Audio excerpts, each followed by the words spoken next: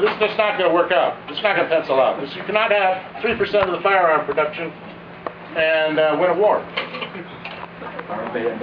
Bales of cotton look good, obviously, but look at this. We've got 4,500,000 in 1860, and we're down to 300,000 in 1864. One of the strategies that the North imposes in the Civil War is what's called the Anaconda Plan. An anaconda is a boa constrictor, and they basically set out a naval blockade and encircle the South and block off all cotton exports. And they're fairly effective at that. So they're going to surround the South, and then they're going to split the South in two by taking control of the Mississippi. That's their overall military strategy. Blockade, split down the Mississippi, which they've managed to do.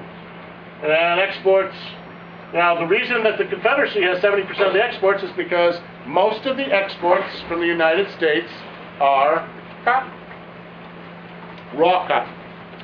This doesn't make the South rich, just means that, you know, most of what's exported is actually cotton, and that's all grown in the South. Railroads, I don't know if you can see this. This is an actual map, historical map of the period. But you can see a fairly intense or dense railroad network. This is sort of like the industrial heartland of the United States that runs from Chicago through Ohio, Pennsylvania. Actually, most of the manufacturing sites in the United States are located in Pennsylvania at this time. And then to the East Coast, you know, New York. So, and then down in the South, you see a few railroad spurs coming down here, but it's considerably less dense down here. What this map also doesn't show you is that we're at the beginning of the railroad boom. And most of these railroads, or lots of these railroads, run on different gauges. A gauge is the distance between the tracks. So a lot of these, you know, we see this, the railroad system is far more fragmented than you see here, because actually there'll be one railroad that has a certain gauge of track, and all its locomotives and wagons and everything are made for this size. And then when it runs into the next company's track, it'll be a different gauge. And so you got to unload everything, reload it on the new cars.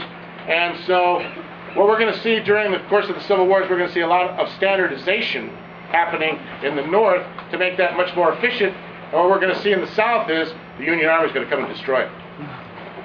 So the South is basically going to lose its transportation infrastructure in the course of the Civil War. You know, Sherman's March to the Sea and things like that. And the North is going to, you know, continue to grow. Every time the South attacks the North on Northern territory, it's a horrible, horrible, horrible military situation. A lot of times the